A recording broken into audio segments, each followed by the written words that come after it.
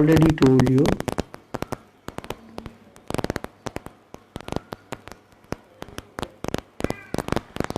that today we are going to study about periodic table. Though it is not a periodic table that is the topic, that is the actual topic of chemistry. I'm just going to explain you the periodic table and how the periodic table you're going to use the periodic table to form a certain equations, because we are going to study equation making as our major topic. So for equation making you need to know periodic table very well, right? So first of all, what you need to do is you need to have a good sense of equation making here. So for equation making you need a periodic table. So let me draw a periodic table here. So if I'm going to draw a periodic table here,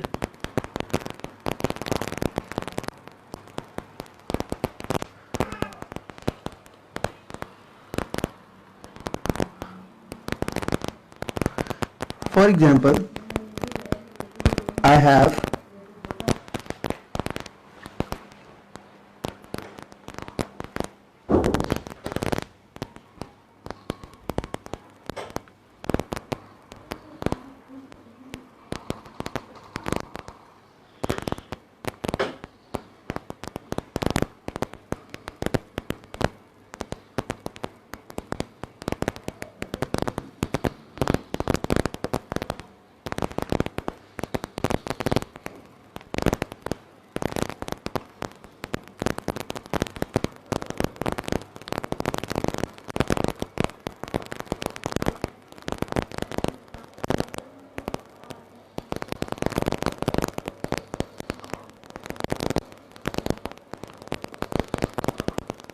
so this is a little sketch of a periodic table that I have drawn.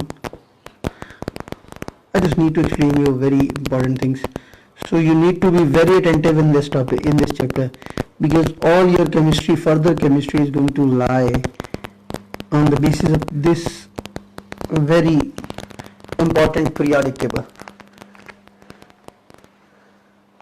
So first of all, I am going to, because just you have only 20 elements whose electronic configuration is in your syllabus, so I am going to write those 20 only. I am going to leave the rest. So I am going to start with the one air, which is hydrogen. So 1 1. Then I am going to write helium here, 4 2. Then I am going to write lithium here, which is 7 3. Then I am going to write beryllium here, which is 8 4. Then I am going to write boron here, which is 10 and 5. Then I am going to write carbon here, which is 6 and 12. Then I am going to write nitrogen here, which is 7 and 14. Then I am going to write oxygen here, which is 8 and 16. Then I am going to write fluorine here, which is 9 and 19. And then I am going to write neon here, which is 10 and 20.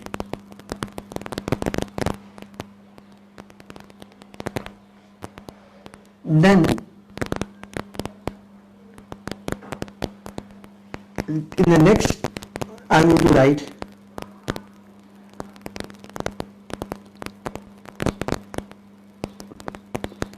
sodium here, which is 11 and 23.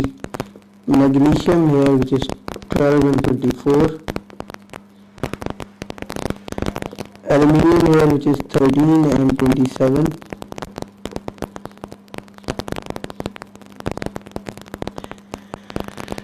And then for 14, I think so it's phosphorus. You can get it confirmed. In 15, it is I will please get it confirmed what is in 16. 16 it is silicon, which is 16 and 32. And then in 17 you have chlorine, which is 17 and 35.5. In 18 it is argon. This is 18 and 38. And then it is potassium here, which is 19 and 39. And then it is calcium, which is 20 and 40. So I have written down the first 20 elements of a periodic table. So very, very important, very, very important. So I'm going to just bring it a little closer so that you can have a very good view of this. Now this periodic table is arranged in this manner, and what are the rows and columns called? The columns here, columns are called groups, and they are numbered as group 1, group 2, group 3, group 4, group 5, group 6, group 7 and group 8, right? So this is groups. These are groups. Like for example, this is column number 1 is known as group 1, column number 2 is known as group 2, column number 3 is known as group 3, column number 4 is known as group 4, column number 5 is known as group 5, then 6, then 7, and this is known as group 8, or even you can say group 0, right? It is also known as group 0. And then we have these horizontal rows known as periods. So rows are periods. Now this is the first row in which only hydrogen is here. So there is a first row, this is first one. Then in second you have only helium. In first you have hydrogen and helium, First you have hydrogen and helium, then in second you have this, then in third, this is third, then this is fourth period, then this is fifth period, then this is sixth period. And what is the properties of this period and groups? That I am going to tell you right now. So first of all, you should know it that the rows are known as periods, while the columns are known as groups.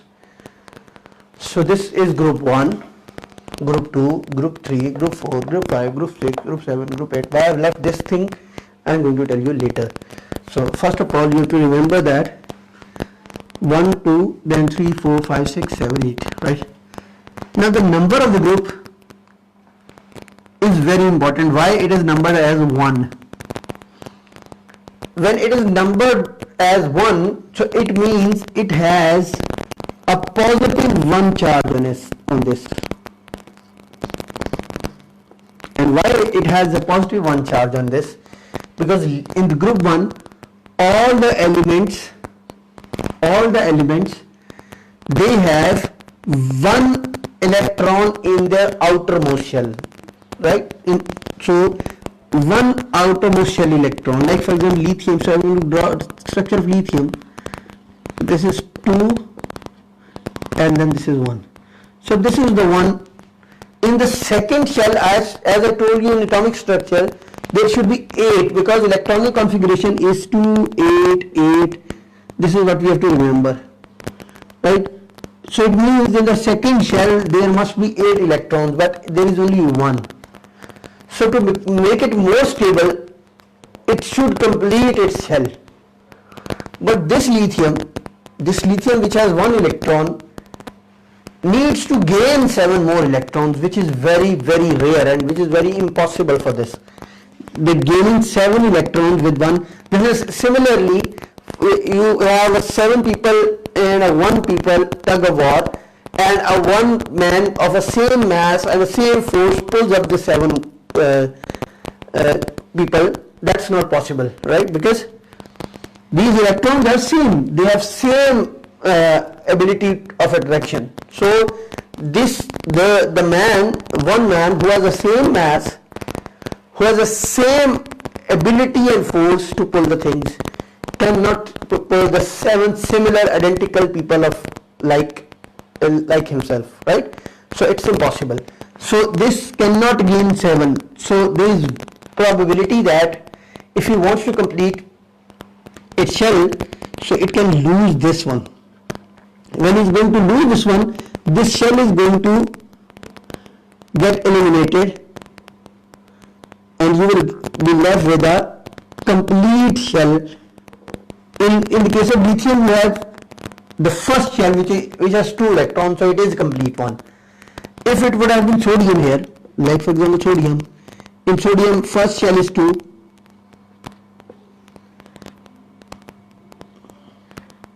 second is 8, and the third one is 1. So if sodium is going to lose 1, so this will get eliminated and you will be left with the 8 electrons shell just below it. So it is stable then. So you have to remember one thing, these elements tends to remain stable when their outermost, the last one shell is complete, right? So the last shell can be completed either by losing or by gaining, or the third one is sharing, that I am going to teach you in the you can say in the next when I am going to teach you the bonding. But till now you have to remember that it has 1 electron in its outermost shell. How did I came to know it has 1 electron? Because its atomic number is 3. So when it has atomic number 3, so there are 3 electrons. So 3 electrons are going to arrange themselves into 1. This is electronic configuration I taught you in the atomic structure. So this is the outermost shell electron, look 1. So it has to lose 1 or gain 7. So it prefers to lose 1. So lithium has gained a positive charge on this, because it has now more protons than electrons. So therefore a proton charge is on the, like for example there were 3 here, there were 3 electrons and 3 protons. Now when one electron is gone, so we are left with 2 electrons and 3 protons. 2 electrons and 2 protons cancel their charges, but 1 proton has a charge still available there that spreads out on a element, and this charged atom is known as ion.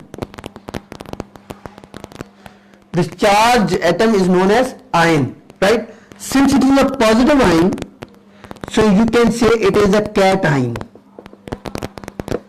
Cations are positively charged ion, right? If it is going to be negative ion, then I am going to tell you the name when I am going to go to the negative ones.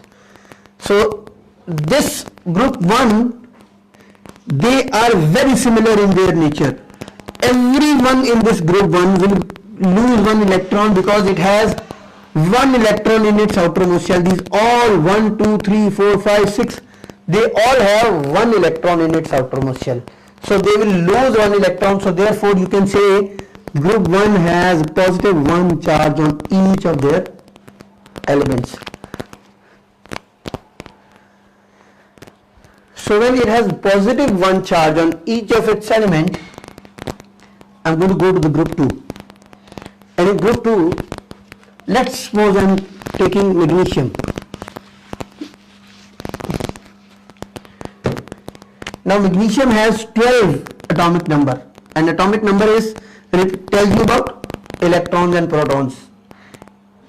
So these all things which I am telling you, atomic number, atomic mass, I have already done it in the previous lecture, which was atomic structure. If you have not seen that, go to the YouTube or go to my page and you can see from there, right? So electrons are 12 here, so protons are also 12. Since electrons are 12, so they are going to arrange themselves, and that is known as electronic configuration. In the first shell 2, then 8, so 2 and 8, 10, we are left with 2 1, then 2 8 2. So it means in outermost shell there are 2 electrons, and it is in group 2. So it means the group indicates the number of electrons in its outermost shell. In group 1 it was 1 electron in the outermost shell, in group 2 2, 3, 4, 5, 6, 7, 8. So each group represents the number of electrons in its outermost shell. 1 electron in its outermost shell, 2 in its outermost shell, 3. Let me tell you whether it's 3 or not. Now let's talk about aluminium. There are 13 proton number. So there are 13 electrons and 13 protons. So electrons are going to arrange themselves by 2, 8 and 3. Look, 2 first shell complete, 8 second shell complete, so we are left with 2 plus 8, 10. So 3 are left, so 3 is going to come in the last one. So in group 3 there are 3 electrons in its outermost shell. In group 4, 4, 5, 6, 7, 8. So this is very, very important, so you need to remember this.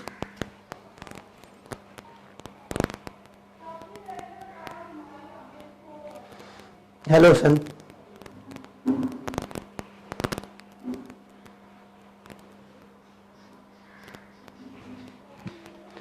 So when I'm going to, so remember now, got it? What I'm saying? In group 1, you have 1 electron in its outermost shell. In group 2, 2 electron. In group 3, 3 electron. Group 4, 4 electron. Group 5, 5. Group 6, 6. Group 7, 7. Group 8, 8.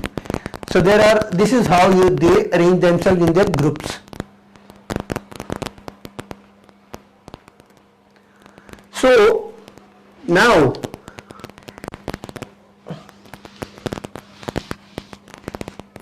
it means it has plus 2 charge because it is going to lose 2 electrons.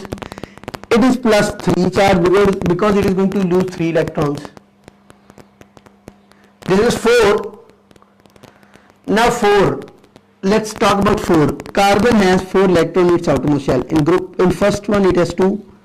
In the second one it has 4. How many should it have in the second shell? That is 8. So it has 4 electrons in its outermost shell. At this point, till now, not when I'm going to teach you in the bonding, that is going to be different. But at this point, in equation making, you can remember that it can either gain 4 or it can lose 4.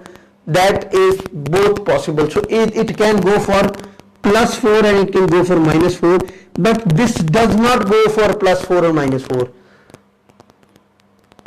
I am just telling you for your understanding because I need to tell you about equation making, and that is going to help you in equation making. So at this point, remember that this force group has plus 4 or negative 4 as your choice. You can give it a charge on this.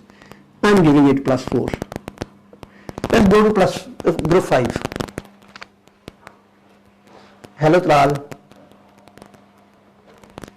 Let's go to group 5. Now group 5 we have nitrogen, and nitrogen has atomic number 7. So there are 7 electrons and 7 protons. So when there are 7 electrons, in the first shell it will have 2, in the second shell it will have 5. Now see, it has 5. How many should it have? 8. How many are less? 3. So now should it lose 5 or gain 3? What is easier for this? I think it's easier for this to gain 3 rather than losing 5. So it's going to gain 3. So it's going to gain 3 electrons. So when it is going to gain 3 electrons, now total number of electrons will become 7 plus 3, 10, and proton will become 7. So 7 protons cancel out the charges of 7 electrons, so 3 electrons are still left. So there will be a negative 3 charge on this. So negative 3 on the group 5.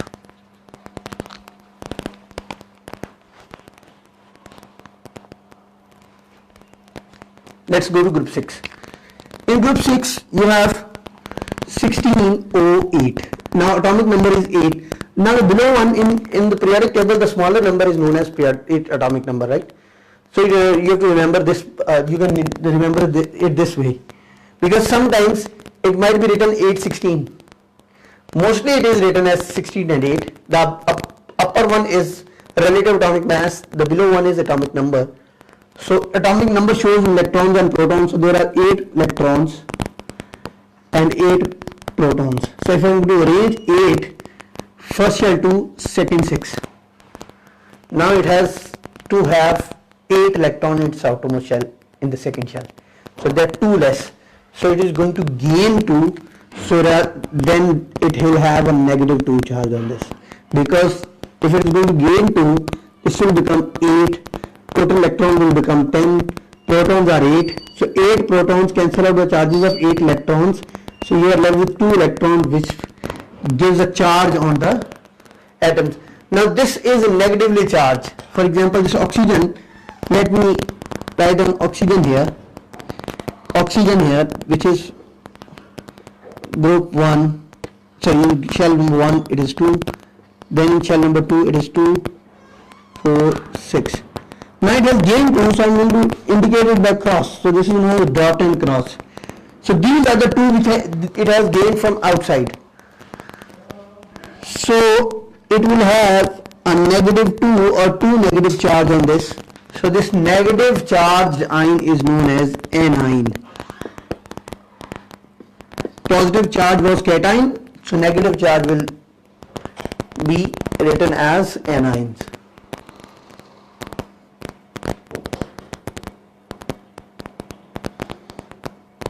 Thank you, Kareem. Same to you. So this negative charge ion is known as anion. So now in group 7, let's talk about fluorine. Fluorine has 19, 9F. Now 9 is the atomic number, so it is 9 electrons and 9 protons. So if I am to arrange 9 in its electronic configuration, which is 2, 7, so 2 and 7 is 9. So it has 1 less electron in its outermost shell, so it's going to gain 1. So now if it's going to gain 1 to become 2, 8, this will become 10. So 10 electron and 9 protons. 9 electrons and 9 protons are cancelling with each other. So only 1 electron has a charge on it. This, so negative 1 is going to be the charge on this 7th one. So it means all the ions of the 7th group will be F minus, Cl minus, Br minus. So it has -1 charge. While in group 8, let me take neon, which has a atomic number as 10. So 10 electron and 10 proton. So 10 is to 8. So it's already complete. So in group 8 there is 0 charge on this. So this is known as 0. That's why they are known as noble gases, because they do not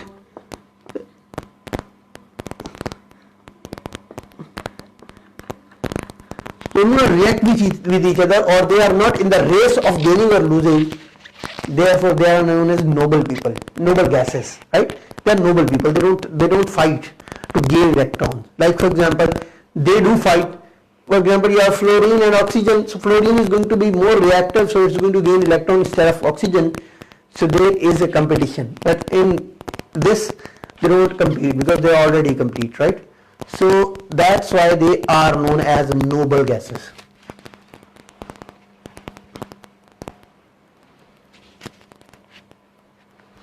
So if you go to group 7 is named as halogens. These are all gases. I am going to explain it in the periodic table. You don't need to remember right now. These are known as halogens. I will explain it in detail in the periodic table chapter. Right now I am just telling you, giving you the hint how to use the periodic table so that we can go for equation making, right? Now, how this is going to help you in equation making? Now this is the case. So let's have an example of this.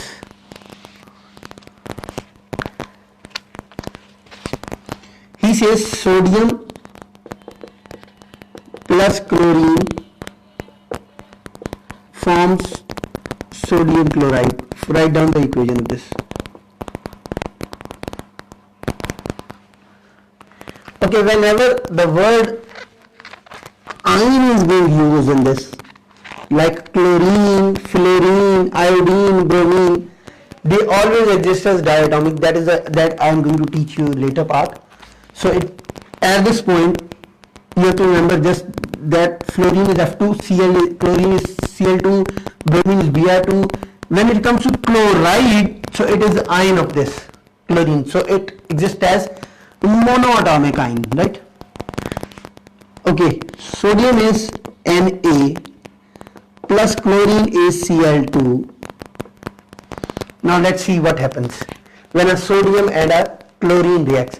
So now I'm going to give you a in-depth procedure of what happens when these two react. Now sodium, which has in its outermost shell, I'm just drawing the outermost shell, it has outermost shell is 1 electron. So it is willing to lose 1 electron, but it is going to lose 1 electron when somebody else is available to accept it, right? So when this electron giver, this is an electron giver, right? So when it is going to give away an electron, somebody has to accept it. If there is sodium only, sodium will remain as an atom. That is not become an ion, right? So there must be someone who has to receive it.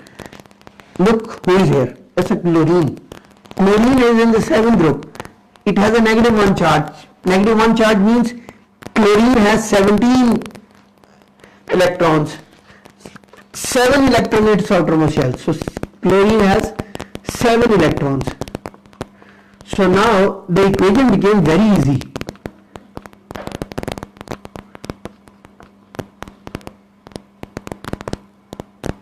That this chlorine, it needs 1 electron to make a complete outermost shell, and it has to lose. The equation is simple: one has to lose, the other one has to gain. So now sodium says, okay chlorine, you need 1 electron, I am willing to give it. And chlorine, which is very happy in receiving that, so it is going to receive the electron of this. So sodium will be left with Na and a complete octet below, ऊपर वाला shell गायब हो गया, and it will have a charge +1 on it, this, while chlorine, which has gained 1 electron, so that will become Cl negative. So this is Na plus Cl negative. And how you going to form that, whether they form this compound, ignoring the signs, one is going to go here and this one is going to go here. So this is Na1 Cl1. You don't need to write 1, so this is NaCl. This is how sodium plus chlorine forms NaCl. I am going to give it thousands of examples. And when I am going to go for equation making, I am going to use one complete day for this equation making, because this is very important and this part is highly neglected in school, because you don't have that much time, you cannot spend that much time. But I am going to spend little time and I am going to give you more detailed knowledge of this equation making, so that whenever there is an equation in front of you, you should be able to make that equation. Like for example, I am going for another example here.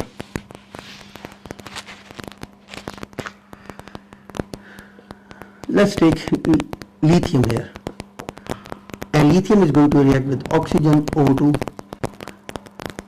You don't need to remember why I have written oxygen O2, why I have not written it as O.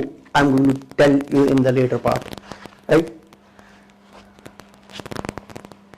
So lithium is going to react with oxygen, and he says what it is going to form. So let's break down lithium. Lithium is in group 1. So what will be the ion of lithium? Lithium will have Li plus. And what will be the ion of oxygen? O2 minus. So this is how you make an equation. Lithium +1, oxygen O2 minus. Now 2 is going to go here, 1 is going to go here. So this will become 2 is going to come here and 1 is going to come here. So this will become Li2O1. So you don't write 1. So this is Li2O, lithium oxide. So you formed an equation here.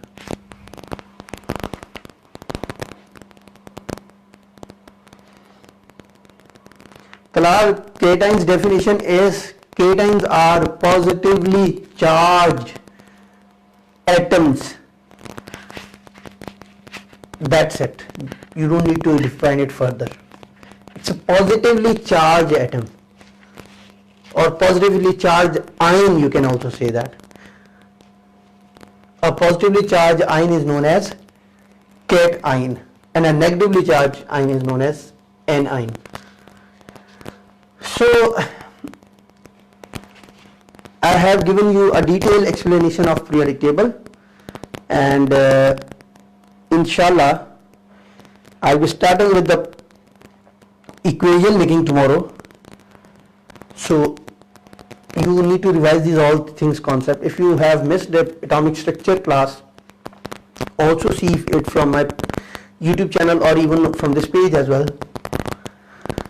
See those two videos and join the next class inshallah, and then in the next class I'm going to tell you about how the equations are formed, and from there we are going to start a proper chemistry, because till now we've done very basic things. So I hope you've got this well. So if you have missed anything, you can go back, because these lectures are recorded as well and they are saved here, so you can see them from here. So till then, see you tomorrow inshallah with the maths and physics tomorrow. Okay.